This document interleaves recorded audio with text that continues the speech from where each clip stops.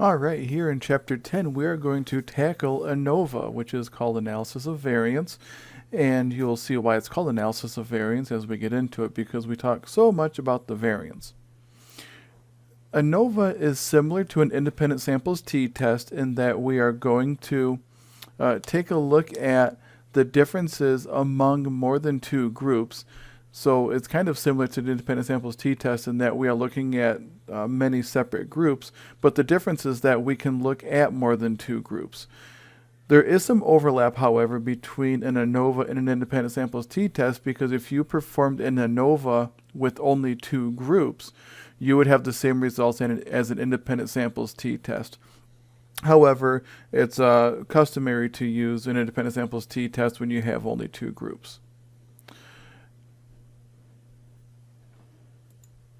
The research questions and hypotheses for the ANOVA are a little bit different because we really don't have a two-tailed ANOVA, and we'll see why that is in a moment. So our research question and our null hypothesis and our alternate hypothesis look a little bit different. So the research question for any ANOVA is there a significant difference between the means of more than two groups?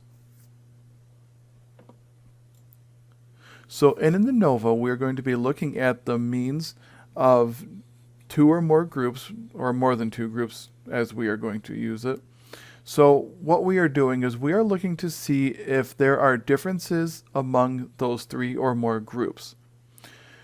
We do this in two steps, and we'll talk about the post hoc test at the very end. But the first thing that we are trying to do is to look at those three groups and just say yes or no, are there differences in there? Either there are or there are not. We're not going to look at where the differences are at first. We'll do that a little bit later. But the overall ANOVA is just determining if there are differences somewhere among the three or more groups. So the alternate hypothesis for ANOVA is that not all the means are equal. So what that means is that if we have three classes, let's say that we had three math classes and there were just three different sections of the same math class. If we had them all take an exam and one group did very, very well, maybe it's an advanced class, and they all did very well on the exam, and the other two just kind of did about the same, kind of maybe an 80% average, and then the group that did really well had a 95% average, you would say that not all the means are equal. Now, we would go through and find out which group had the extraordinary score, but all we would say is that not all the means are equal. The null hypothesis for an ANOVA is that all the means are equal, meaning that all the groups are the same. There is no difference among all the groups. So you would just say that the mean of group 1 is equal to the mean of group 2, etc., etc., etc. When we look at the null hypothesis in step number 5, in order to determine if there is a significant difference somewhere among the groups, we're going to be doing it in terms of our F scores. So we're going to have an alternate hypothesis. It's the same thing. It's just written differently to match kind of the inequality that we want to use. So the alternate hypothesis for the ANOVA is also stated as the F score of the sample. So our sample's F score is greater than our cutoff F score. So the F score is kind of similar to the T score or the Z score, where we're measuring the standard deviations away from the mean. So if our sample's F score is further away from the mean than the cutoff F score, then we have a significant result. If our sample's F score is less than or equal to the cutoff score, then we have a non-significant result. The quirky thing about this is that even though it's a one-tailed test, it's only ever in one direction. It's only greater than. And again, we're going to take a look at what the cutoff, or excuse me, what the comparison distribution looks like to help you understand that. But for now, when we're just talking about the research question and the null hypothesis and alternate hypothesis, just note that it's set up like a one-tailed positive test each time. Graphically, the difference between the t-test and the ANOVA can look like this. For an independent samples t-test, we are looking at two groups to determine if the difference between their means is significantly different than 0. We talked about that in chapter number 9. So let's take this example. Let's say that there are 2 medication dosages for, maybe let's call it a depression medication. We have a 10 milligram dosage and a 50 milligram dosage. The depression scores, so the higher the scores, the more depressed somebody is. For the 10 milligram dosage might look like this for 5 people. And then for 5 people who are taking the 50 milligram, maybe their ratings look like this. For a t-test, we would take the mean of these groups and subtract them from one another and then divide it by the standard deviation of the difference between them. So we would use that t formula that we talked about in chapter number 9. And we would see if the difference between these 2 means is significant. For an ANOVA, we're kind of doing the same thing, but you'll see how it's a little bit different. We're looking at the difference between more than 2 groups. And I know that grammatically between more than 2 groups is incorrect. It should be among, but the statistical jargon is between. So we'll go with the jargon even though it doesn't abide by proper English. It's okay. We can handle it. But with ANOVA, we're looking at the difference among more than 2 groups or between more than 2 groups. So we still have a 10 and 50 milligram group, but we just added a 100 milligram group to see if there was a significant difference there.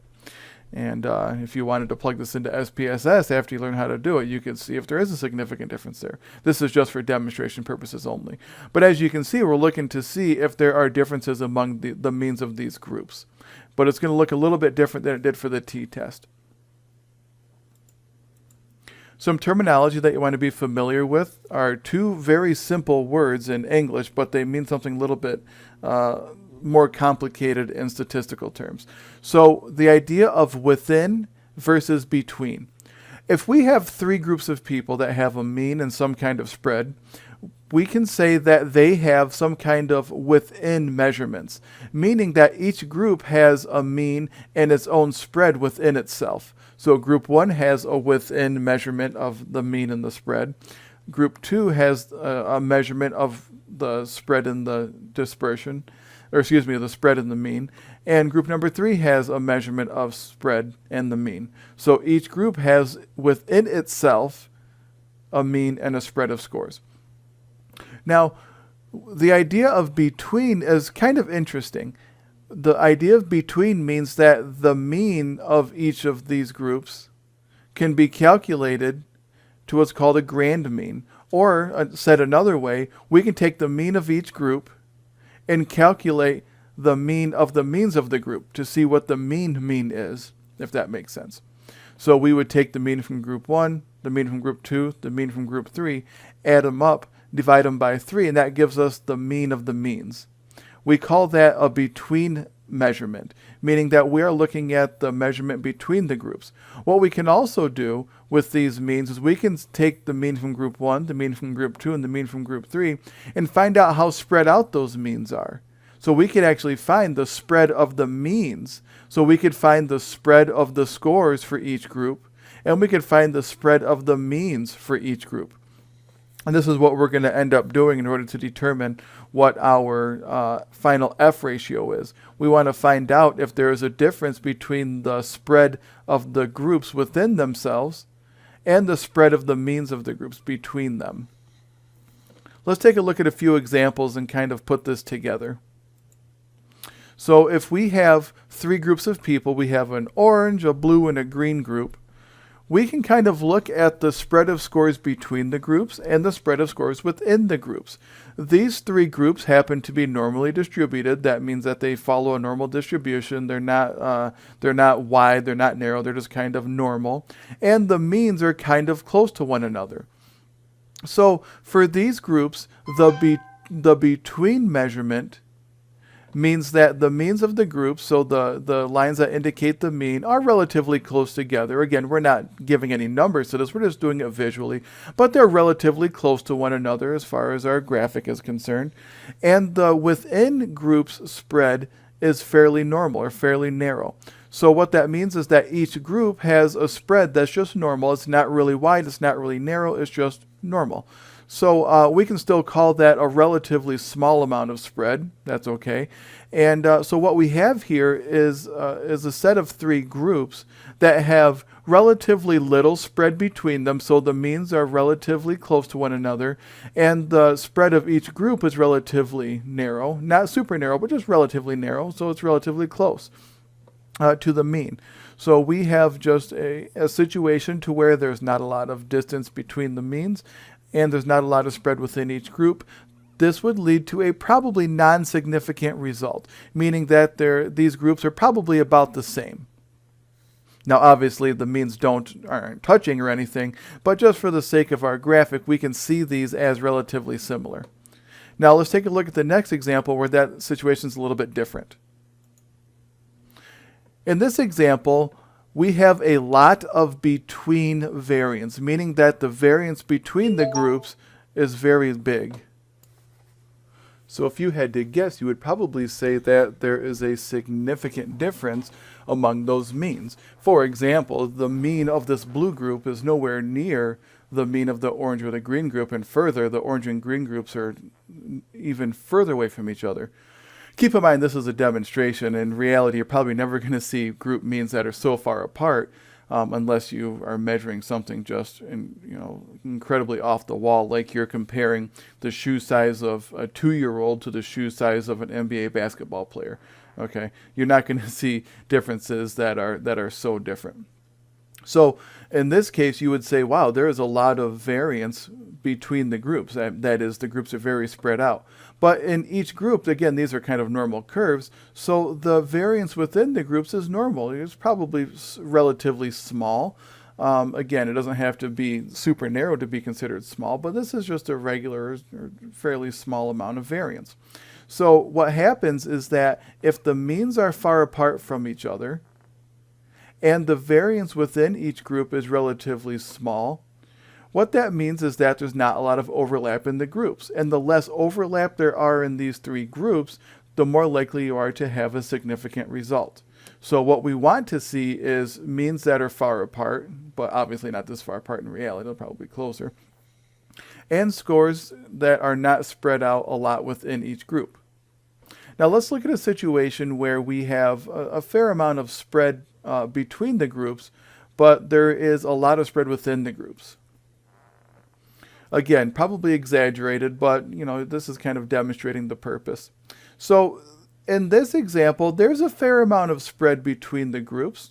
Okay, so we could consider that to be a lot of spread between the groups. The means are far apart, but look what happens when there is a lot of variance within this group. So the orange group and the green group have a lot of variance, meaning the scores are really spread out around their mean. Even though the blue and the green means are far apart, there's still a lot of overlap because the green curve is spread so far over the blue curve. What that means is that there probably is not a significant difference between the blue curve and the green curve, even though their means are spread out from one another.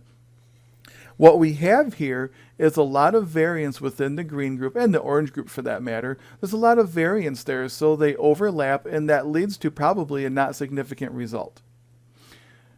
The blue group has a regular to small amount of spread, which is fine, but that doesn't help the case because the green and the orange overlap so much. So in this case, we have a lot of within variance among the green and the orange groups, but also a fair amount of variance between the groups. Unfortunately, the amount of within variance, so the amount of variance in the orange and green groups, is so much that the between groups variance being wide is nullified. If we were to think about this in a ratio, we would have a lot of between and a lot of a moderate amount of within variance. So it would kind of cancel each other out.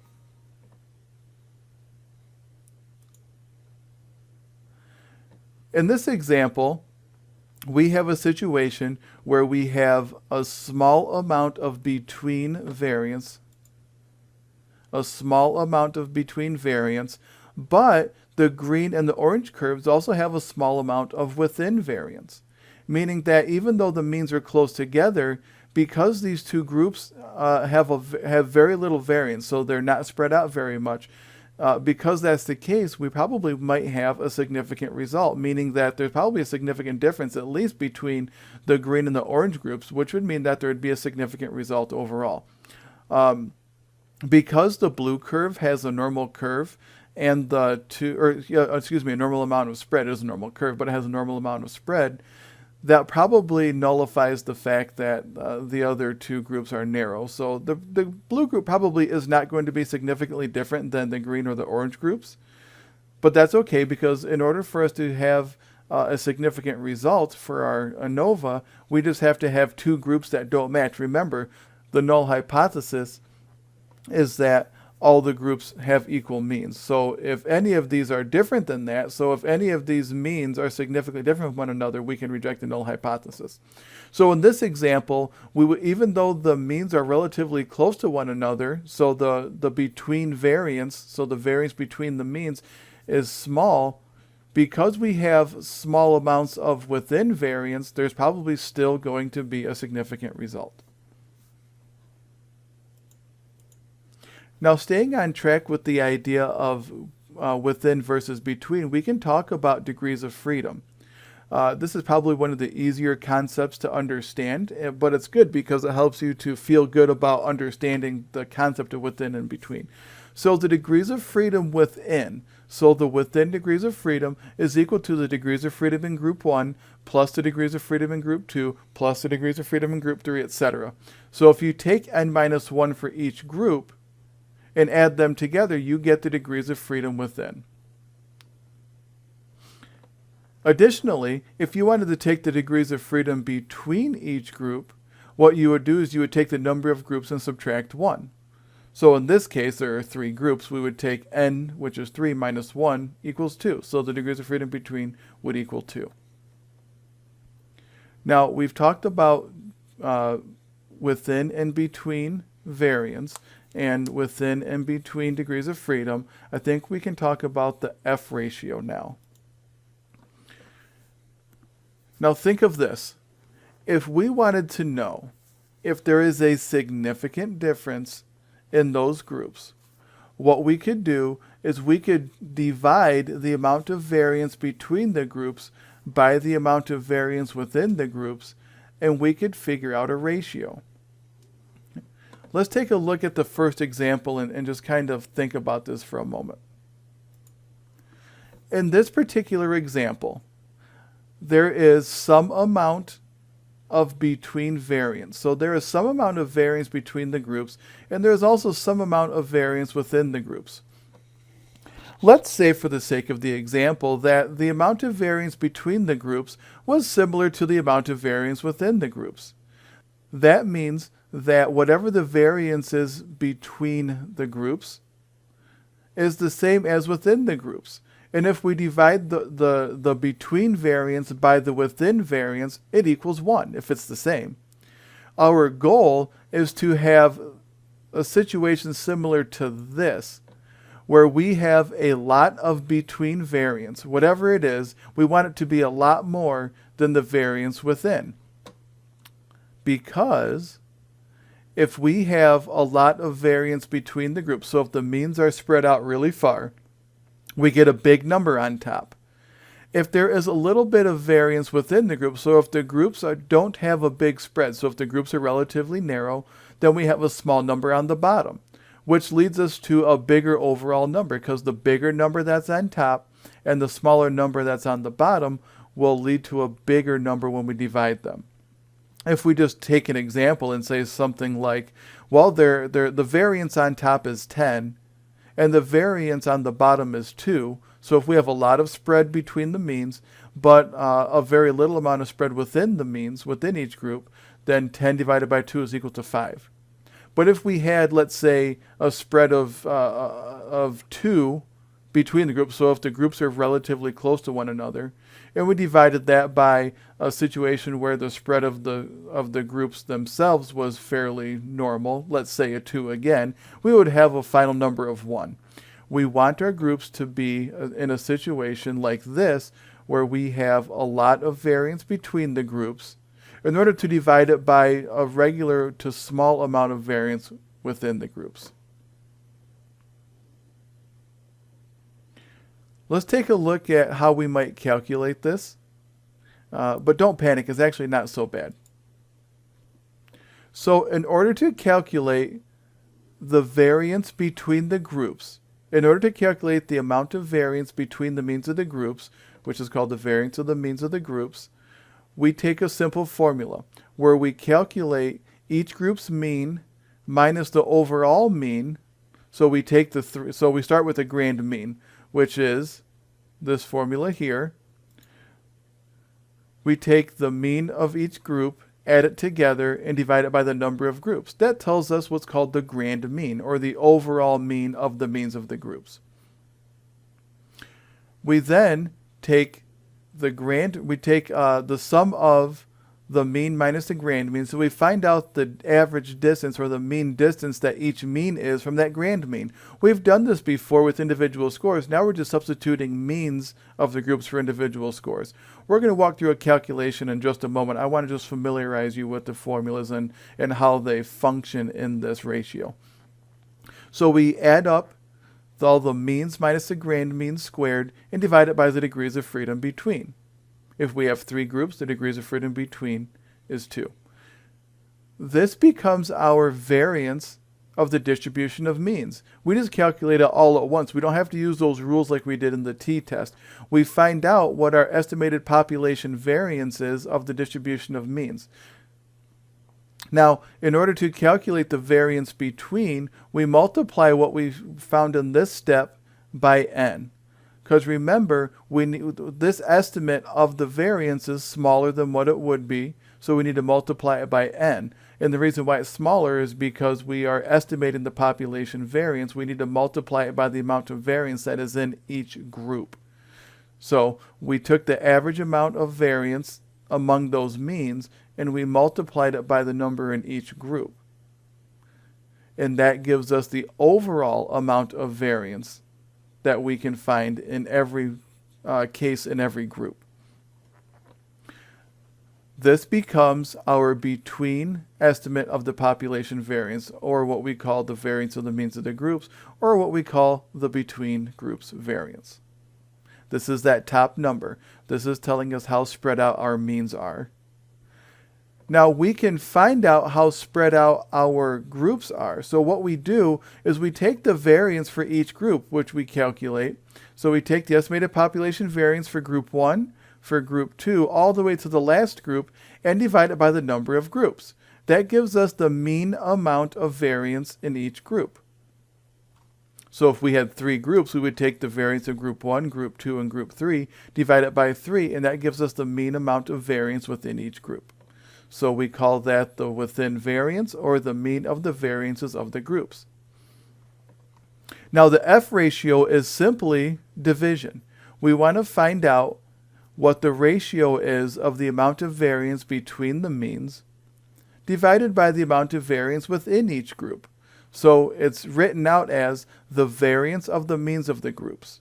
So if we have 3 groups, we want to find what the variance of the means are and divide it by the mean of the variances of the groups. So we want to find out the variance for each group divided by n. That gives us the mean of the variances of the groups.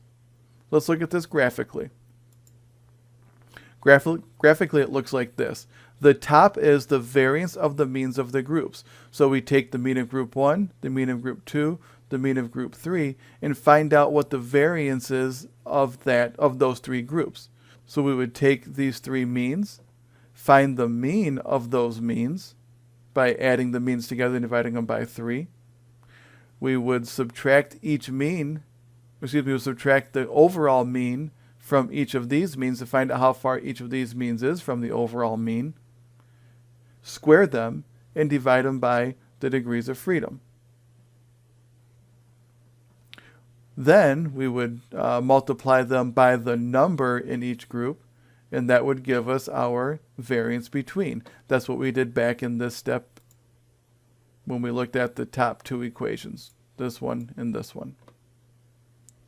In order to calculate the bottom, which is the variance of group 1, the variance of group 2, and the variance of group 3, divided by 3, that gives us the average amount of variance, or the mean amount of variance in each group, and that gives us the mean of the variances of the groups.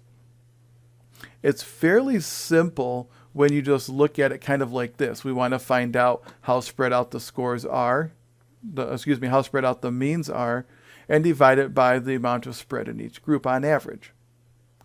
And that gives us a ratio. Remember, the goal is to have a lot of spread on top, so we want all the means to be spread out, and we want the spread of each of the groups to be narrow, that way there's not a lot of overlap. Now, when we calculate the F ratio, we get our sample's F ratio. We find out what the sample ratio is of between variance to within variance. But we need to compare that to a cutoff ratio. We want to know what the ratio needs to be in order for it to be significant. And we do that using the F table. Now, as you see here, there's like this spaghetti looking model. And what's interesting about the F distribution is that the distribution changes depending on the degrees of freedom. I encourage you not to worry too much about this, because we're really not going to use comparisons to the F table except for in this lecture. You're not going to have to do it by hand. You'll be told what the probability of getting a result is, the p-value. Okay. The reason why we have different looking curves depending on the numbers of degrees of freedom is mathematical and theoretical. It's based on a gamma distribution using probability density function. If you want to see what that looks like, I'll be happy to show you. It looks like this. So if you really want to know why we have that, you can go ahead and decipher that formula if you'd like to. I recommend that you don't, but that's kind of what it looks like.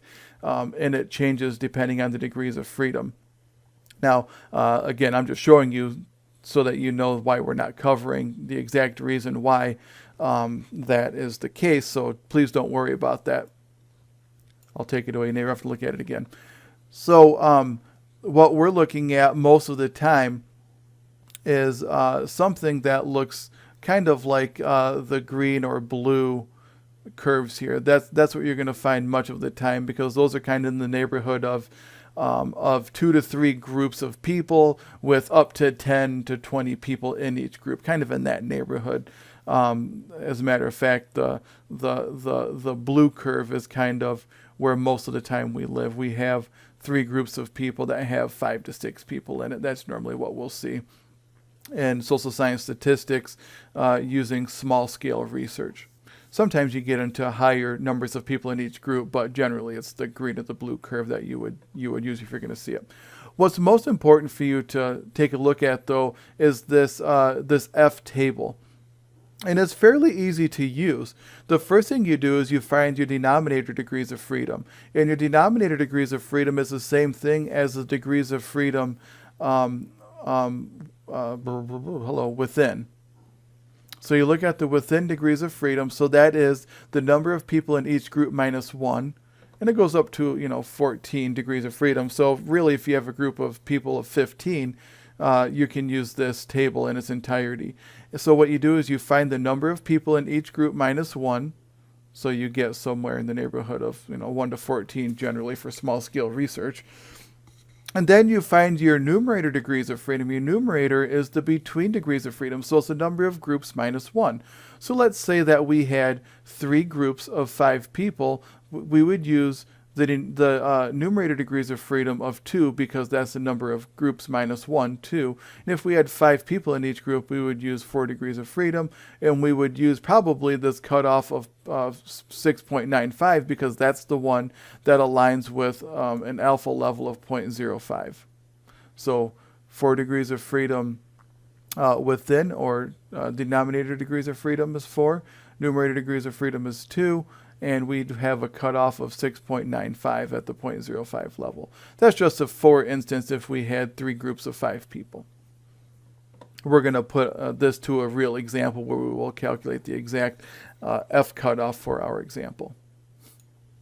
So in the F table, again, we're looking at the F ratio. So we want to find, again, the F ratio of the variance between the groups divided by the variance within the groups. Some rules to follow for F ratios is that they're always positive. You cannot have a negative F ratio. What that would mean is that you would have negative variance. We know that we can't have negative variance because in order to calculate variance, we square all of our deviation scores. Remember the formula, right? Sum of x minus m squared divided by n minus 1. Yeah, because we square our deviation scores, we cannot have a negative variance. So all of the F ratios are positive. The scores will bunch toward the bottom because of a floor effect. Really what this is it's an extremely skewed normal curve. I'll give you a secret. If you had 100 groups of 1,000 people each, you would actually see a normal curve that you would compare this to. And it works out mathematically. We're not going to get into it. But if you had 100 groups of 1,000 people each, you would have a normal curve that you would compare this to. Unfortunately, we don't. So usually 1 is a low F ratio because of the characteristics of variance, meaning that we would have to have just as much variance between the groups, so the means would have to have as much variance as there is within each group. If that happened, we would have an F ratio equal to 1. With small samples, we can get an F ratio that's less than 1. It's not common when you have big samples because of the characteristics of variance, but generally what happens is that you have more variance between the groups than you do within the groups. That's a typical characteristic of the variance in an ANOVA. So that's quite common. We don't have to worry about having an F ratio less than 1 in most cases, but if we do, it's okay. Ideally, we have an F ratio that is greater than some kind of cutoff. Again, I've just kind of plopped a random cutoff in here to show you how this works. The greater the ratio of between variance to within variance, the more likely we are to reject the null hypothesis. Again, we kind of already covered this, but when we use the F table, we want to take the numerator degrees of freedom, which is the degrees of freedom between in our ratio. We want to find the denominator degrees of freedom, which is our denominator in our F ratio. And then we want to look at the significance or the alpha level. If I give you an example, I'd like you to try to calculate the answer to 1 through 3 above, not to find out what the actual cutoff is, although you could, and maybe I'll show you what that would be, but what is the answer to the example above? So if you want to work this out in your head for a moment, go ahead and pause. Otherwise, I'm going to go ahead and do it myself. So we have 3 groups of people. So that means maybe I'll just draw it this way. We have 3 groups of people. 1, 2, and 3. Now, within each group, we have a certain amount of people, and within each group we have 6 people. 6, 6, 6. And we have 3 groups altogether. Bad curly bracket. 3. So within each group, we have 6 people. So we take n minus 1 plus n minus 1 plus n minus 1 within. And then for our between, we would take n minus 1 or n group minus 1. So the number of groups minus 1. So n minus 1 minus n minus, or excuse me, plus n minus 1 plus n minus 1 is equal to 6 minus 1 plus 6 minus 1 plus 6 minus 1, which is 5 plus 5 plus 5, which is equal to 15. So we have 15 degrees of freedom within, and the number of groups minus 1 is equal to 3 minus 1, which is equal to 2. So our numerator degrees of freedom, which is our between degrees of freedom, is equal to 2. our denominator, which is our within degrees of freedom, is equal to 15. And the significance that we're looking at, or our p-value, or our alpha level, is equal to 0.05. Now, I suppose if we wanted to look at our F table to find out what the actual cutoff for those parameters are, we could go back and look at it. So our numerator degrees of freedom is 2. The denominator degrees of freedom are 15. Alpha level of 0.05. So we're looking at 2, 15, and 0.05. And if I consult my F table, I'll bring it over from my window. If we consult the F table, I look at the denominator degrees of freedom of 15. My numerator degrees of freedom of 2, at the 0.05 significance level, my critical F score is 3.68, meaning that I want my sample's F ratio to be greater than 3.68, meaning that the ratio of the ratio of variance between the means is 3.68 times greater than the amount of variance within the groups. So the answer to that would be 3.68 if I were looking at that cutoff. Let's go ahead and walk through an example of an ANOVA using the information from the book. And I've paraphrased a little bit, but it's going to be just fine. 15 people were selected to perform a study where they rated a situation involving a woman passing bad checks. They were to rate her level of guilt on a scale of 1 to 10, where 1 is not guilty and 10 is very guilty. The 3 groups were told something different about the woman in the scenario. One group was told that she had a prior criminal record. One group was told that she had a clean criminal record. One group was told no other information about the woman. So there's no information or there's no record about the woman that they know of. The data is below. For the criminal record group, you can see that the 5 people that rated her were a 10, 7, 5, 10, 8.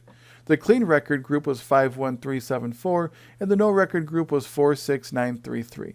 So there are 15 people altogether in this study. Step number 1. Is there a significant difference among any levels of the record group, the criminal record, clean record, or no information group? So that's our research question. Is there a significant difference among any levels? So it's an omnibus test, don't forget. It looks at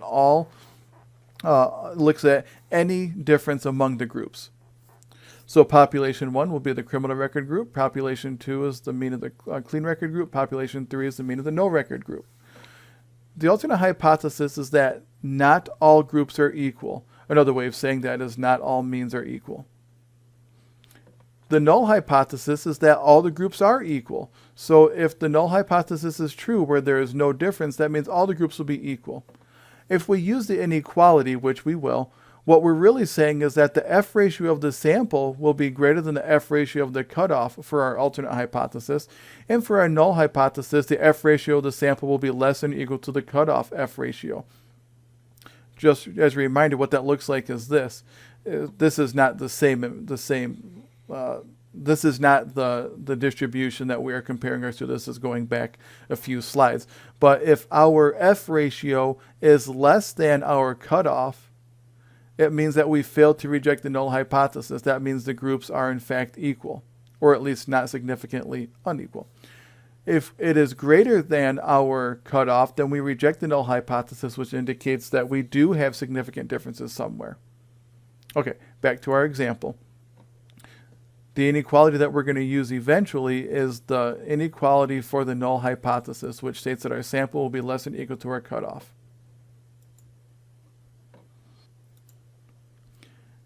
As opposed to prior chapters, we don't do a whole lot of work in step number 2 because our F distribution is designed for us based on our numerator and denominator degrees of freedom as well as our cutoff probability, our alpha level p-value.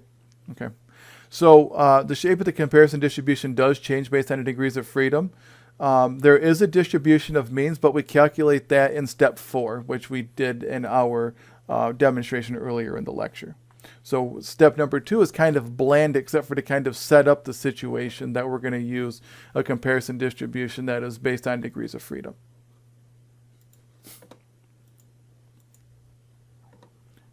In step number 3, The cutoff F ratio is based on the F table, or we can interpret it through our p-value and SPSS, which we will do.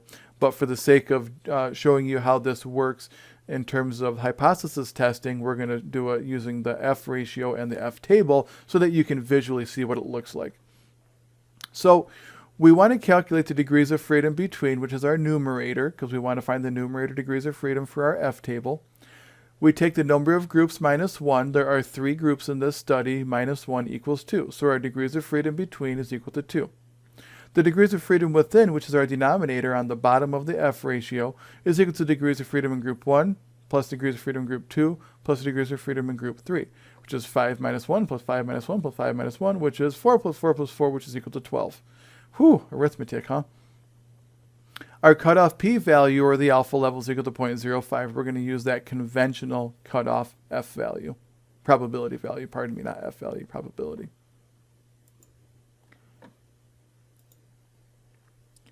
When we compare our parameters to our F distribution or our F table, we can find our cutoff F value. The degrees of freedom between, our numerator degrees of freedom, equal to 2. Our degrees of freedom within, denominator degrees of freedom, equal to 12. Our cutoff p-value, or the alpha level, is equal to 0.05.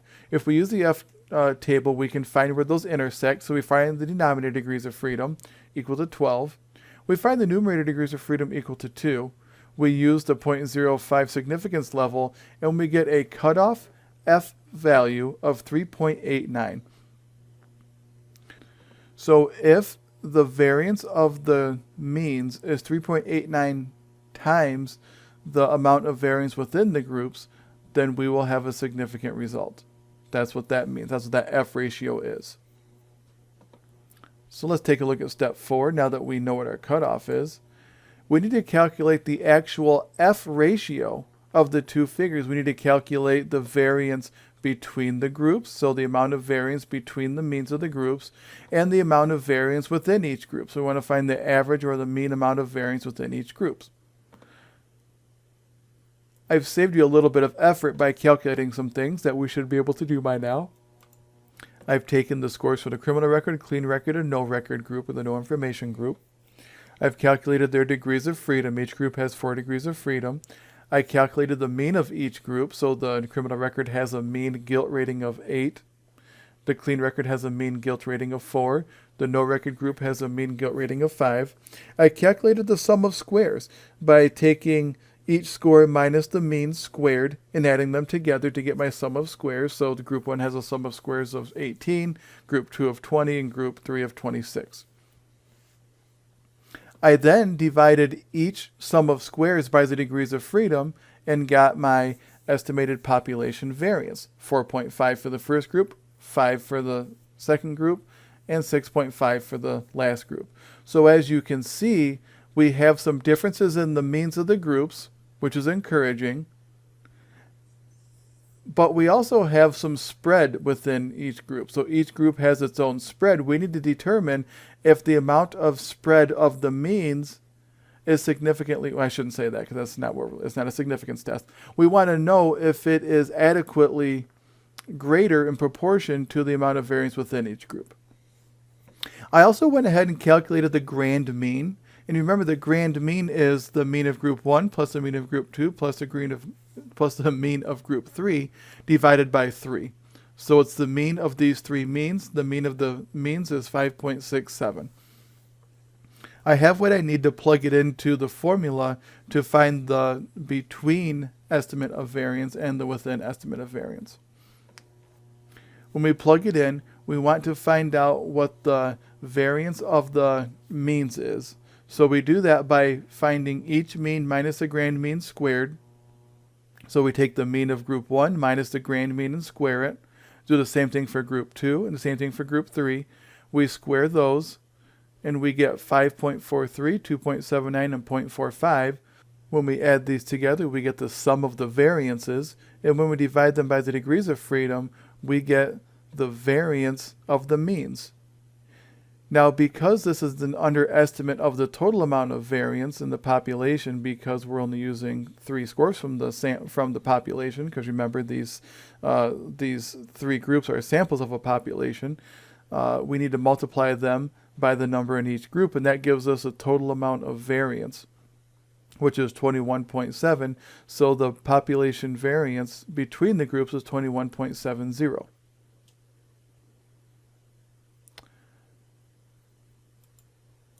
In the next slide, we want to find out the mean amount of variance within each group. So we take each group's variance and divide it by the number of groups. It's simply the mean of the variances. So we take the variance for group 1, group 2, and group 3 and divide it by 3, and we get the mean amount of variance.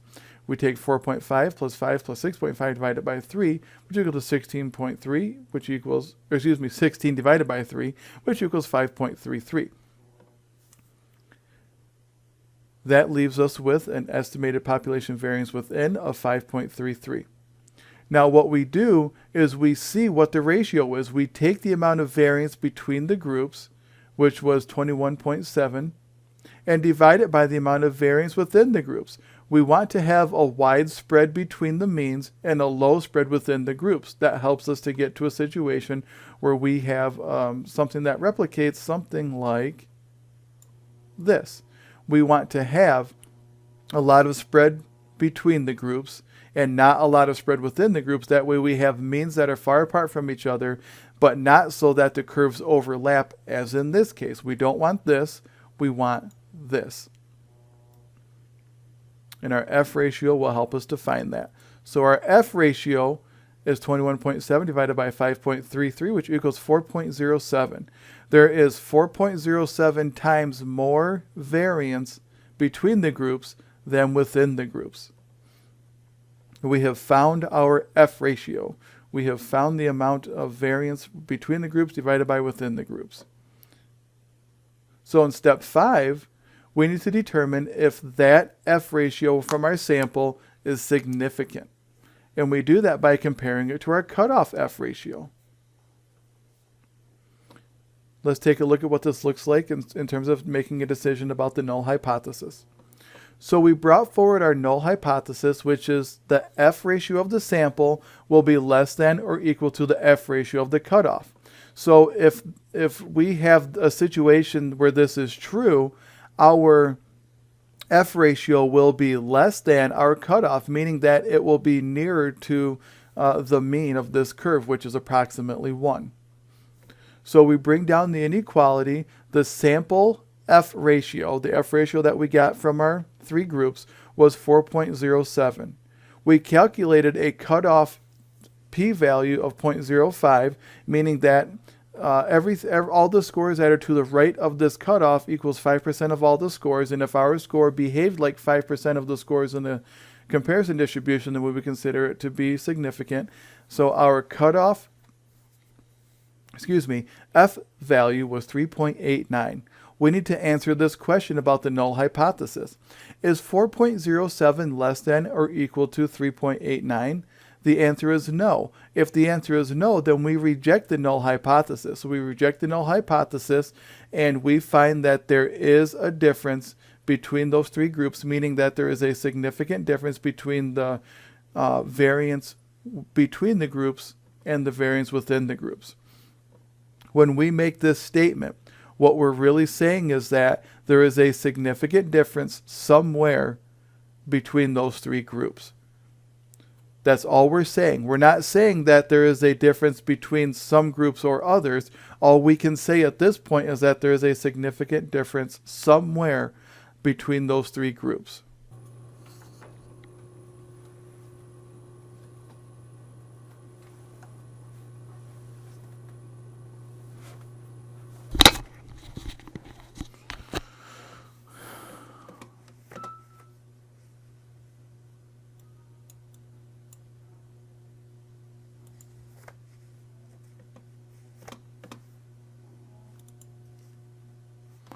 Now, if you find that there is not a significant difference, which is not what we found, by the way, we found that there was a significant difference. But if you find no significant difference, you're done. You failed to reject the null hypothesis and the study is complete. What that means is that all the groups are not significantly different from each other, or as we casually labeled it, all groups are equal. However, if we find a significant difference like we did, then we have to run what's called a post hoc test so that we can find out where those differences are. It's called a pairwise test, and here's how it happens. We take each possible pairing of the groups. So let me just kind of draw it for you. Let's say that we have 3 groups, and we have groups A, A, B, and C. And let's say that we found that somewhere in there are significant differences. What the post hoc test will do is it will look at the differences between A and B, between A and C, and B and C. And it will do a t-test. Don't worry, we're not going to have to do it. But it will do a t-test. It will look for the significant differences between the means of A and B, A and C, and B and C, and it will give us a probability. So let's say that the difference between A and B had a probability of 0.14. Between A and C was 0.21, and B and C was 0.02. If this is what we saw, we would know that the difference between A and B was not significant because these are p-values, or what we see as significance levels in SPSS. So those are all significance values. We would see that difference between A and B is not significant, that A and C is not significant because they're not less than 0.05, but the difference between B and C is significant. So we would be able to determine between which groups we have significant differences. So our F test is about looking at all of the significance.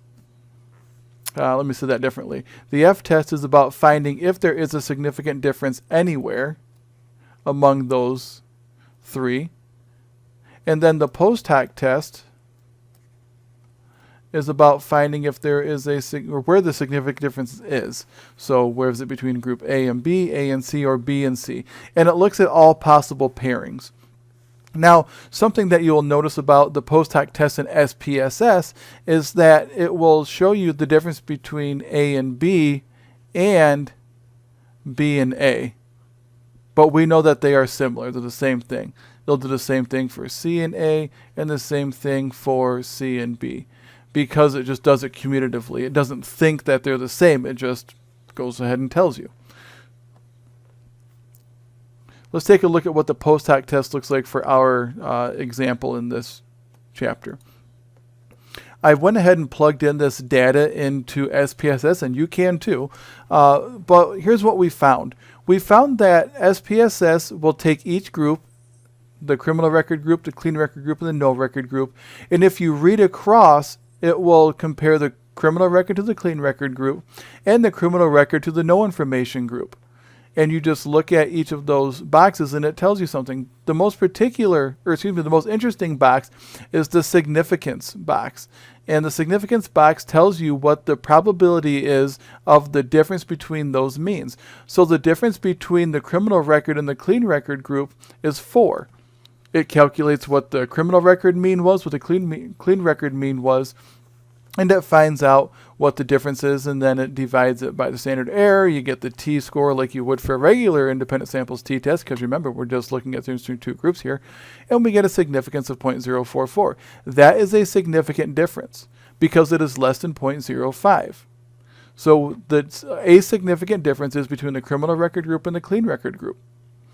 There is not a significant difference between the criminal record and the no record group because the significance level is not less than 0.05. The difference between the clean record group and the criminal record group is 0.044. That's the significance. Well, wait a second. That's the replication. It sure is. The criminal record group and clean record group already has a significance of 0.044, and the criminal record group and the clean record group is the same thing as the clean record group and the criminal record group. But SPSS just blindly goes through and does every single combination, even if it's redundant. The only other, let me back up. In the first box, we look at the difference between the criminal record group and the clean record group, and the criminal record group and the no record group. That's 2 of the 3 possible pairings. The last possible pairing is between the clean record group and the no record group, and that has a significance of 0.777. That is a non-significant difference, so we have exhausted all the possible pairings, and we have found that the only significant difference is between the criminal record group and the clean record group.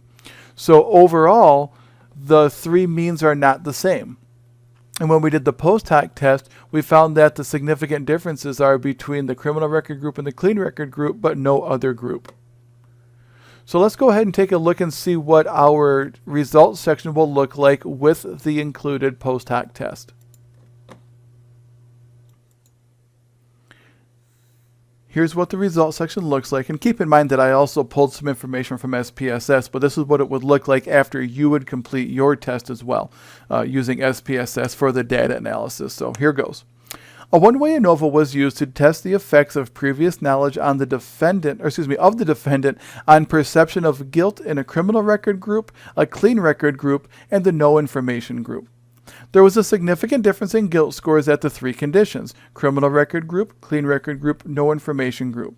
The F score with 2 degrees of freedom between and 12 degrees of freedom within was equal to 4.063. It had a p-value equal to 0.045. So that's the first two parts of the results section, where we're setting up our test and talking about the results.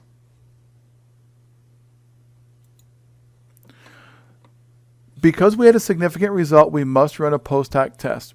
So I use the Tukey test. You can also use the Chef test. Either is fine. Post hoc comparisons using the Tukey HSD indicate a significant difference in the means of the criminal record group, which had a mean of 8 and a standard deviation of 2.12, and the clean record group, which had a mean of 4 and a standard deviation of 2.25. The differences between the means of the criminal record group and the no record group, and you can see their statistics there, and the differences between the clean record group and the no record group were non-significant. So that statement indicates where the significant differences are. Taken together, these results suggest that the knowledge of a prior record has significant effect on the perception of guilt. However, this is the case only when knowledge of the criminal record is known. There is no difference when it is known that there is a clean record or that there is no record. If you wanted to elaborate, you could, but between what we have in the post hoc comparison and the summary statement here, that should be adequate. If you also wanted to include a statement about the null hypothesis, you could say that the null hypothesis is rejected. That's fine to say. But between the post hoc comparison and the one-way ANOVA statement at the first paragraph, you're pretty much covered there. So that is the one-way ANOVA. It's a fairly common test. It's used in many different ways than just with between groups testing. There are many other ways that we won't get into, but it actually gets into correlation a little bit, which we will talk about, but we're not going to talk about the F-test and correlation, and also some other more sophisticated tests like regression. But suffice it to say that for this class, getting an introduction to the ANOVA is perfectly reasonable. And most people tend to sink their teeth into this fairly easily, so hopefully that's the group that you fall into. If you have any questions, feel free to reach out. Otherwise, I look forward to seeing what you can do on your data analyses.